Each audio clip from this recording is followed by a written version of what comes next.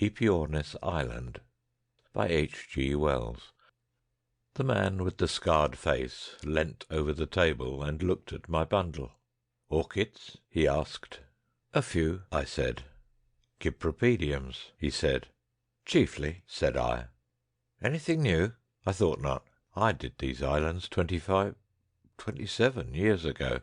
If you find anything new here, well, it's brand new. I didn't leave much. "I'm not a collector," said I. I was young then, he went on. Lord, how I used to fly round. He seemed to take my measure. I was in the East Indies 2 years, and in Brazil 7. Then I went to Madagascar. "I know a few explorers by name," I said, anticipating a yarn. "Whom did you collect for?" "Dawson's. I wonder if you heard the name of Butcher ever?" Butcher? Butcher. The name seemed vaguely present in my memory. Then I recalled Butcher versus Dawson. "Why," said I, "you're the man who sued them for 4 years' salary, got cast away on a desert island." "Your servant," said the man with the scar, bowing. Funny case, wasn't it? Here was me, making a little fortune on that island, doing nothing for it either, and them quite unable to give me notice. It often used to amuse me, thinking over it while I was there. I did calculations of it, big, all over the blessed atoll, in ornamental figuring.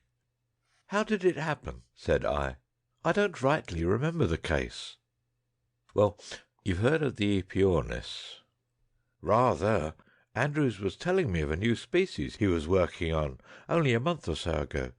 They've got a thigh bone, it seems, nearly a yard long. Monster the thing must have been." "I believe you," said the man with the scar. "It was a monster. Sinbad's Rock was just a legend of them. But when did they find these bones?" 3 or 4 years ago. 91, I fancy. Why?" "Why? Because I found them. Lord, it's nearly 20 years ago. If Dawson's hadn't been silly about that salary, they might have made a perfect ring in 'em. I couldn't help the infernal boat going adrift." He paused. "I suppose it's the same place. A kind of swamp about 90 miles north of Antananarivo. Do you happen to know? You have to go to it along the coast by boats. You don't happen to remember, perhaps?" "I don't. I fancy Andrews said something about a swamp." "It must be the same. It's on the east coast, and somehow there's something in the water that keeps things from decaying. Like creosote, it smells. It reminded me of Trinidad." "Did they get any more eggs? Some of the eggs I found were 1.5 feet long. The swamp goes circling round, you know, and cuts off this bit. It's mostly salt, too. Well, what a time I had of it. I found the things quite by accident. We went for eggs, me and 2 native chaps, in one of those rum canoes, all tied together, and found the bones at the same time. We had a tent and provisions for 4 days, and we pitched on one of the firmer places. To think of it brings that odd tarry smell back, even now. It's funny work. You go probing into the mud with iron rods, you know. Usually the egg gets smashed. I wonder how long it is since these Aepyornises really lived. The missionaries say the natives have legends about when they were alive, but I never heard any such stories myself." Footnote: no European is known to have seen a live Aepyornis, with the doubtful exception of MacAndrew, who visited Madagascar in 1745. H.G.W. End footnote. But certainly those eggs we got were as fresh as if they had been new laid. Fresh? Carrying them down to the boat, one of my nigger chaps dropped one on a rock, and it smashed. How I lammed into the beggar! But sweet it was, as if it was new laid, not even smelly. And its mother dead these 400 years, perhaps. Said a centipede had bit him. However, I'm getting off the straight with the story. It had taken us all day to dig into the slush and get these eggs out unbroken, and we were all covered with beastly black mud, and naturally I was cross. So far as I knew, they were the only eggs that have ever been got out, not even cracked. I went afterwards to see the ones they have at the Natural History Museum in London. All of them were cracked and just stuck together like a mosaic, and bits missing. Mine were perfect, and I meant to blow them when I got back. Naturally, I was annoyed at the silly duffer dropping 3 hours' work just on account of a centipede. I hit him about, rather. The man with the scar took out a clay pipe. I placed my pouch before him. He filled up absent-mindedly. "How about the others? Did you get those home? I don't remember." That's the queer part of the story. I had 3 others, perfectly fresh eggs. Well, we put them in the boat, and then I went up to the tent to make some coffee, leaving my 2 heathens down by the beach, the one fooling about with his sting, and the other helping him. It never occurred to me that the beggars would take advantage of the peculiar position I was in to pick a quarrel. But I suppose the centipede poison and the kicking I had given him had upset the one, and he was always a cantankerous sort, and he persuaded the other. I remember I was sitting and smoking and boiling up the water over a spirit lamp business I used to take on these expeditions. Incidentally, I was admiring the swamp under the sunset. All black and blood red it was, in streaks, a beautiful sight, and up beyond the land rose grey and hazy to the hills, and the sky behind them red like a furnace mouth. And 50 yards behind the back of me was these blessed heathen, quite regardless of the tranquil air of things, plotting to cut off with the boat and leave me all alone with 3 days' provisions and a canvas tent, and nothing to drink whatsoever beyond a little keg of water. I heard a kind of yelp behind me, and there they were in this canoe affair. It wasn't properly a boat, and perhaps 20 yards from land. I realised what was up in a moment. My gun was in the tent, and besides I had no bullets, only duck shot. They knew that, but I had a little revolver in my pocket, and I pulled that out as I ran down to the beach. "Come back," says I, flourishing it. They jabbered something at me, and the man that broke the egg jeered. I aimed at the other because he was unwounded and had the paddle, and I missed. They laughed. However, I wasn't beat. I knew I had to keep cool, and I tried him again, and made him jump with the wang of it. He didn't laugh that time. The 3rd time I got his head, and over he went, and the paddle with him. It was a precious lucky shot for a revolver. I reckon it was 50 yards. He went right under. I don't know if he was shot or simply stunned and drowned. Then I began to shout to the other chap to come back, but he huddled up in the canoe and refused to answer, so I fired out my revolver at him and never got near him. I felt a precious fool, I can tell you. There I was on this rotten black beach, flat swamp all behind me, and the flat sea, cold after the sunset, and just this black canoe drifting steadily out to sea. I tell you, I damned Dawson's and Jamrach's and museums and all the rest of it, just to rights. I bawled to this nigger to come back until my voice went up into a scream. There was nothing for it but to swim after him and take my luck with the sharks. So I opened my clasp knife and put it in my mouth and took off my clothes and waded in. As soon as I was in the water, I lost sight of the canoe, but I aimed, as I judged, to head it off. I hoped the man in it was too bad to navigate it, and that it would keep on drifting in the same direction. Presently it came up over the horizon again, to the southwestward about. The afterglow of sunset was well over now, and the dim of night creeping up. The stars were coming through the blue. I swam like a champion, though my legs and arms were soon aching. However, I came up to him by the time the stars were fairly out. As it got darker, I began to see all manner of glowing things in the water. Phosphorescence, you know. At times it made me giddy. I hardly knew which was stars and which was phosphorescence, and whether I was swimming on my head or my heels. The canoe was as black as sin, and the ripple under the bows like liquid fire. I was naturally chary of clambering up into it. I was anxious to see what he was up to first. He seemed to be lying cuddled up in a lump in the bows, and the stern was all out of water. The thing kept turning round slowly as it drifted, kind of waltzing, don't you know. I went to the stern and pulled it down, expecting him to wake up. Then I began to clamber in with my knife in my hand and ready for a rush, but he never stirred. So there I sat in the stern of the little canoe, drifting away over the calm phosphorescent sea, and with all the host of the stars above me, waiting for something to happen. After a long time I called him by name, but he never answered. I was too tired to take any risks by going along to him, so we sat there. I fancy I dozed once or twice. When the dawn came I saw he was as dead as a doornail, and all puffed up and purple.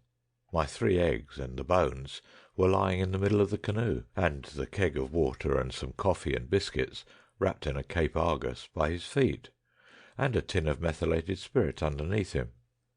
There was no paddle, nor in fact anything except the spirit tin that I could use as one, so I settled to drift until I was picked up. I held an inquest on him, brought in a verdict against some snake, scorpion, or centipede unknown, and sent him overboard. After that I had a drink of water and a few biscuits, and took a look round.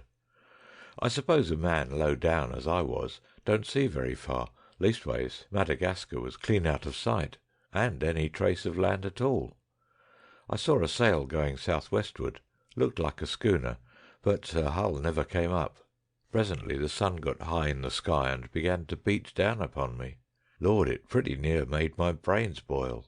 I tried dipping my head in the sea, but after a while my eye fell on the Cape Argus, and I lay down flat in the canoe and spread this over me. Wonderful things, these newspapers. I never read one through thoroughly before, but it's odd what you get up to when you're alone, as I was. I suppose I read that blessed old Cape Argus 20 times. The pitch in the canoe simply reeked with the heat, and rose up into big blisters. I drifted 10 days, said the man with the scar. It's a little thing in the telling, isn't it? Every day was like the last, except in the morning and the evening. I never kept a lookout even. The blaze was so infernal. I didn't see a sail after the first 3 days, and those I saw took no notice of me. About the 6th night a ship went by, scarcely half a mile away from me, with all its lights ablaze and its ports open, looking like a big firefly. There was music aboard. I stood up and shouted and screamed at it. The 2nd day I broached one of the Aepyornis eggs, scraped the shell away at the end bit by bit, and tried it, and I was glad to find it was good enough to eat. A bit flavoury, not bad I mean, but with something of the taste of a duck's egg. There was a kind of circular patch about 6 inches across on one side of the yolk, and with streaks of blood and a white mark like a ladder in it, that I thought queer, but I did not understand what this meant at the time, and I wasn't inclined to be particular. The egg lasted me 3 days, with biscuits and a drink of water. I chewed coffee berries too, invigorating stuff. The 2nd egg I opened about the 8th day, and it scared me. The man with the scar paused. Yes, he said, developing. I dare say you find it hard to believe. I did, with the thing before me. There the egg had been, sunk in that cold black mud, perhaps 300 years. But there was no mistaking it. There was the, embryo, with its big head and curved back, and its heart beating under its throat, and the yolk shrivelled up, and great membranes spreading inside of the shell and all over the yolk. Here was I, hatching out the eggs of the biggest of all extinct birds, in a little canoe in the midst of the Indian Ocean. If old Dawson had known that, it was worth 4 years' salary. What do you think? However, I had to eat that precious thing up, every bit of it, before I sighted the reef, and some of the mouthfuls were beastly unpleasant. I left the 3rd one alone. I held it up to the light, but the shell was too thick for me to get any notion of what might be happening inside, and though I fancied I heard blood pulsing, it might have been the rustle in my own ears, like what you listen to in a seashell. Then came the atoll, came out of the sunrise, as it were, suddenly close up to me.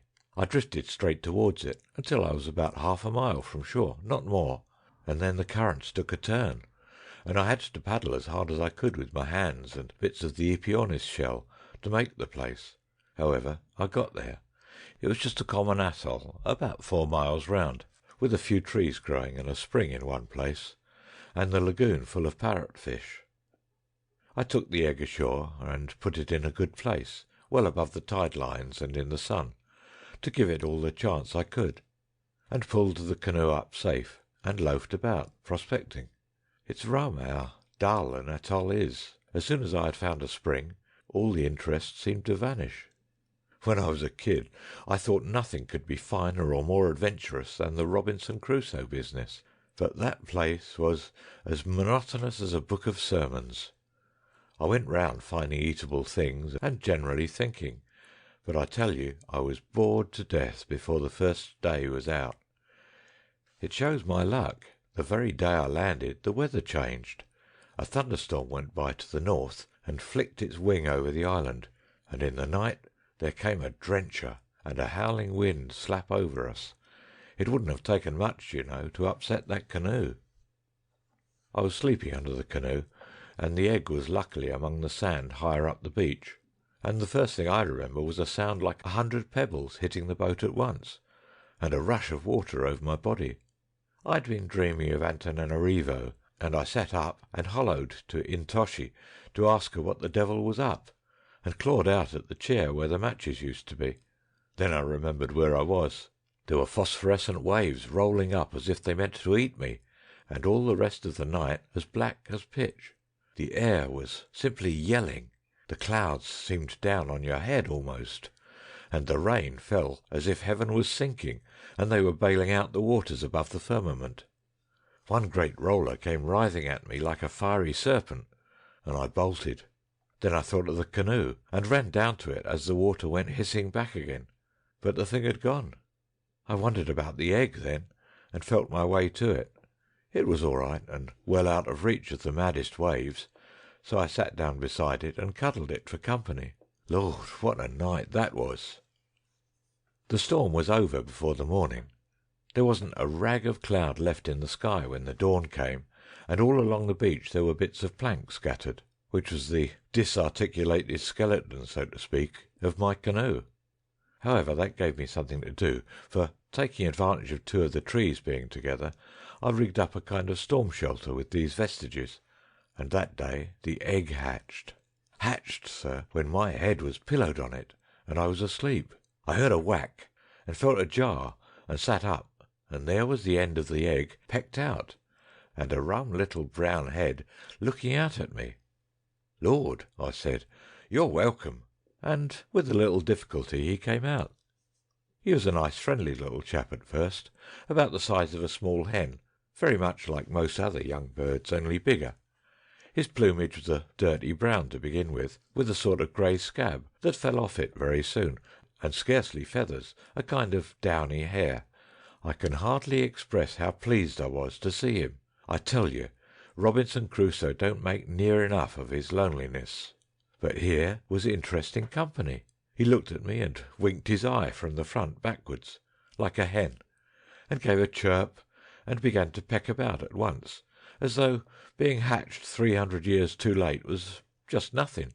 "Glad to see you, Man Friday," says I, for I had naturally settled he was to be called Man Friday if ever he was hatched, as soon as ever I found the egg in the canoe had developed. I was a bit anxious about his feed, so I gave him a lump of raw parrotfish at once.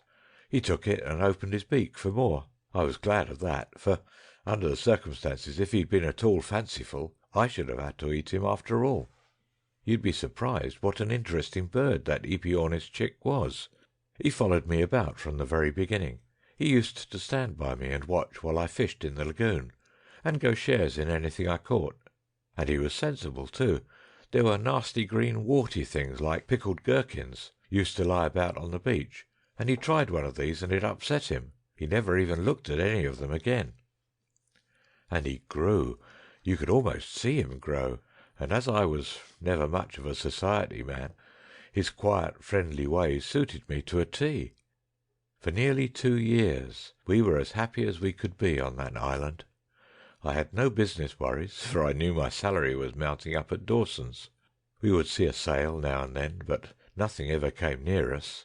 I amused myself, too, by decorating the island with designs worked in sea urchins and fancy shells of various kinds. I put Aepyornis Island all round the place very nearly, in big letters, like what you see done with coloured stones at railway stations in the old country, and mathematical calculations and drawings of various sorts. And I used to lie watching the blessed bird stalking round and growing, and think how I could make a living out of him by showing him about, if I ever got taken off. After his first moult, he began to get handsome, with a crest and a blue wattle, and a lot of green feathers at the behind of him. And then I used to puzzle whether Dawsons had any right to claim him or not. Stormy weather, and in the rainy season, we lay snug under the shelter I made out of the old canoe, and I used to tell him lies about my friends at home. And after a storm, we would go round the island together to see if there was any drift. It was a kind of idyll, you might say. If only I had had some tobacco, it would have been simply just like heaven. It was about the end of the second year our little paradise went wrong. Friday was then about 14 feet high to the bill of him, with a big broad head like the end of a pickaxe, and 2 huge brown eyes with yellow rims, set together like a man's, not out of sight of each other like a hen's. His plumage was fine, none of the half-mourning style of your ostrich, more like a cassowary as far as colour and texture go. And then it was he began to cock his comb at me, and give himself airs, and show signs of a nasty temper. At last came a time when my fishing had been rather unlucky, and he began to hang about me in a queer meditative way. I thought he might have been eating sea cucumbers or something, but it was really just discontent on his part. I was hungry too, and when at last I landed a fish, I wanted it for myself. Tempers were short that morning on both sides. He pecked at it and grabbed it, and I gave him a whack on the head to make him leave go, and at that he went for me. Lord! He gave me this in the face." The man indicated his scar. "Then he kicked me. It was like a cart horse. I got up, and seeing he hadn't finished, I started off full tilt, with my arms doubled up over my face. But he ran on those gawky legs of his faster than a racehorse, and kept landing out at me with sledge-hammer kicks, and bringing his pickaxe down on the back of my head. I made for the lagoon and went in up to my neck. He stopped at the water, for he hated getting his feet wet, and began to make a shindy, something like a peacock's, only hoarser. He started strutting up and down the beach. I'll admit I felt small to see this blessed fossil lording it there, and my head and face were all bleeding, and, well, my body just one jelly of bruises. I decided to swim across the lagoon and leave him alone for a bit, until the affair blew over. I shinned up the tallest palm tree, and sat there thinking of it all. I don't suppose I ever felt so hurt by anything before or since. It was the brutal ingratitude of the creature.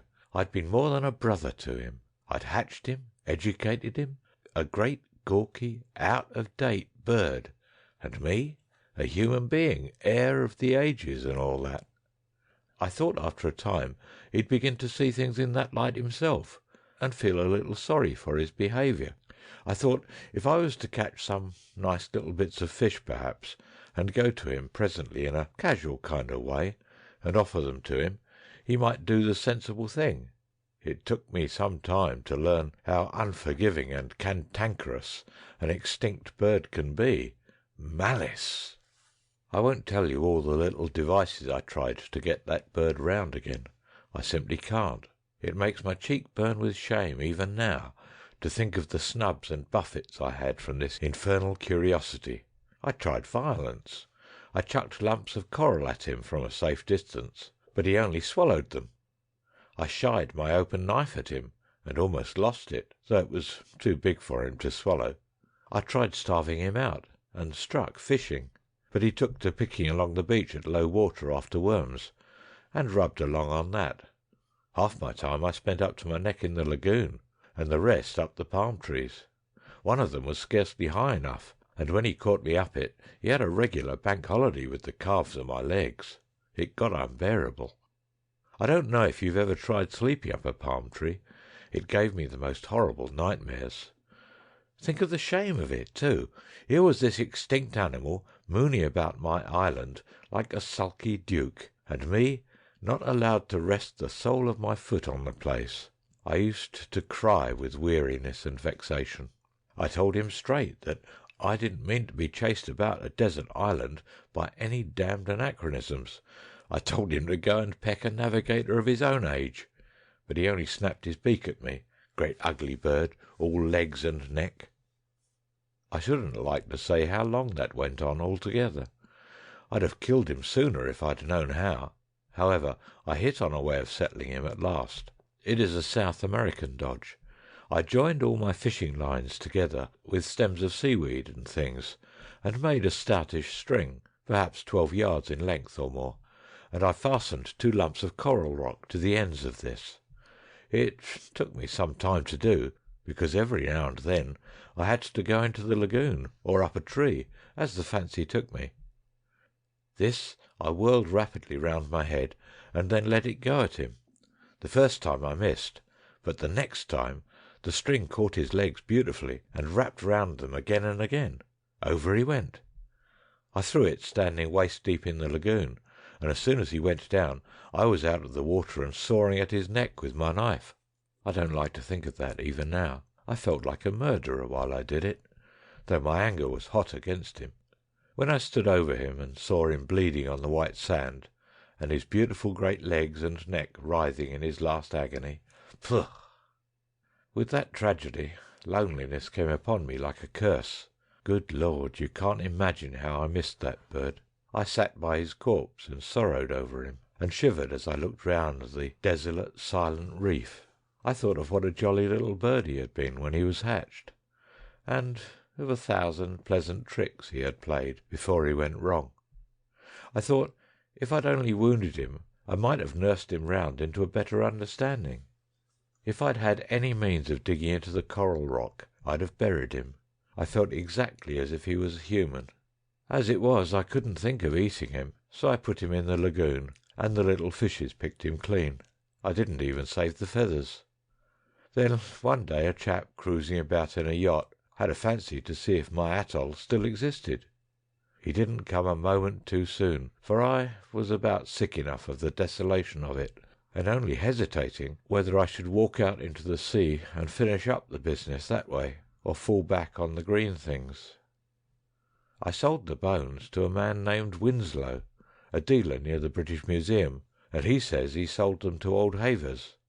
It seems Havers didn't understand they were extra large, and it was only after his death they attracted attention. They called 'em Aepyornis... What was it? Aepyornis vastus, said I. It's funny, the very thing was mentioned to me by a friend of mine. When they found an Aepyornis with a thigh a yard long, they thought they had reached the top of the scale, and called him Aepyornis maximus. Then someone turned up another thigh bone 4 feet 6 or more, and that they called Aepyornis titan. Then your vastus was found, after old Havers died, in his collection, and then a vastissimus turned up. Winslow is telling me as much, said the man with the scar. If they get any more Aepyornises, he reckons some scientific swell will go and burst a blood vessel. But it was a queer thing to happen to a man, wasn't it? Altogether. End of Aepyornis Island. Read by Peter Yearsley.